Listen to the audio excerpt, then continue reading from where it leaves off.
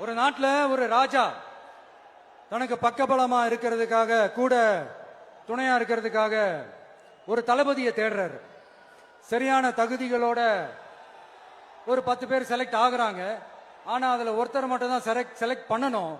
அதனால அந்த ராஜா என்ன பண்றாருன்னா ஒரு டெஸ்ட் வைக்கிறாரு.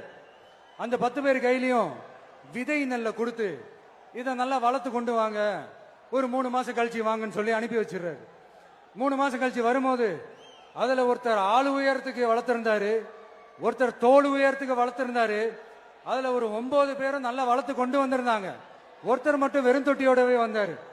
என்னன்னு கேட்டதுக்கு, நானும் தண்ணி ஊத்தி ஊத்தி பாக்குறேன், உரம் வச்சு வச்சு பாக்குறேன், வளரவே மாட்டேங்குது ராஜா, என்ன பண்றதுன்னு தெரியலன்னு சொன்னதுக்கு ராஜா அவரை கட்டி அணைச்சிக்கிட்டு, இனிமே நீதான் என்னுடைய தளபதி, எல்லா அதிகாரமும் உனக்குதான் சொன்னாரு. ஏன்னா அந்த 10 பேர் கையிலையும் ராஜா கொடுத்தது அவித்த விதை நெல், அது முளைக்கவே முளைக்காது.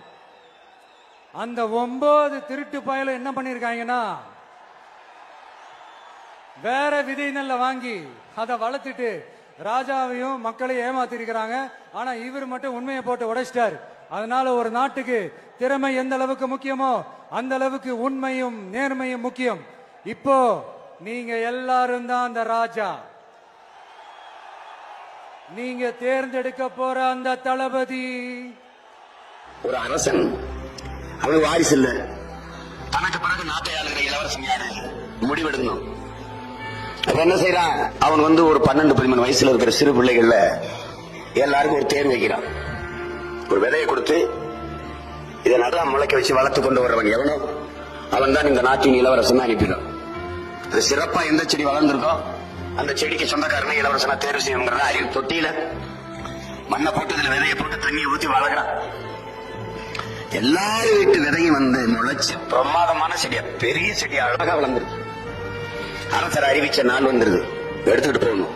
ஆனால் ஒரு ஓலை குடிசையில ஏழை தாயின் மகனா பிறந்த ஒரு சிறுவன் அந்த விதையை போட்டான், தண்ணியை ஊத்துனா முளைக்கவே இல்லை.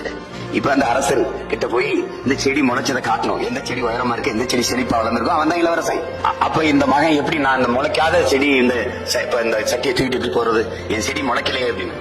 நீ போ அரசிட்ட போய் சொல்லு, நான் விதை போட்டேன், நீங்க கொடுத்த விதையை போட்டேன், அதுக்கு உரம் வைத்தேன், அதுக்கு தண்ணி ஊற்றினேன், நன்றாகத்தான் பராமரித்தேன், ஆனா முளைக்கலைங்கிற உண்மையை சொல்லிட்டு வை போ அப்படின்னு அம்மா சொல்றதுக்காக அந்த முளைக்காத அந்த சட்டியை தூக்கிட்டு போறான். எல்லாரும் வரிசையில நின்று காட்டுறாங்க. பாக்குறவங்க பார்வையாளர்கள், இந்த செடி அருமையா இருக்கு, நல்லா வளர்ந்துருக்கு, இவன் தான் இளவரசனாவா, இல்ல இவன் தான் இளவரசனாவா, இவன் செடி நல்லா வளர்ந்துருக்கு, இவன் தான் இளவரசனாவான்னு தேடிட்டு இருந்தான். எல்லாம் பேசிட்டு தான். மன்னர் ஒவ்வொரு செடியா பார்த்துட்டு இங்கிட்டு போங்க, இங்கிட்டு போங்க, இங்கிட்டு போங்கன்னு சொல்றாரு. கடைசியா முளைக்காத அந்த அந்த சட்டி வச்சுக்கிட்டு அந்த ஏழை சிறுவன் நிற்கிறான். அவனை பாக்குறாரு. அரசே, நீங்க கொடுத்ததே இதுல நம்பிட்டு அதுக்கு வேண்டிய அளவு உரம் வச்சேன், தண்ணி தொடர்ச்சியா ஊத்துனேன், நான் முளைக்கல அப்படின்றான். அவனை பார்த்து கட்டி பிடிச்சு, நீ தாண்டா இந்த நாட்டின் இளவரசன் தான், அப்ப நீங்க எல்லாம் இளவரசர் ஆகிறதுக்கு தகுதி இல்லை, நீங்க போகலான்றாரு. எல்லாரும் இப்படி ஏன் செடி முளைச்சு, பைத்தியக்கார நாய்களா, நான் கொடுத்தது உங்களுக்கு அவிச்ச விதைடா, அது எப்படா முளைக்குன்னு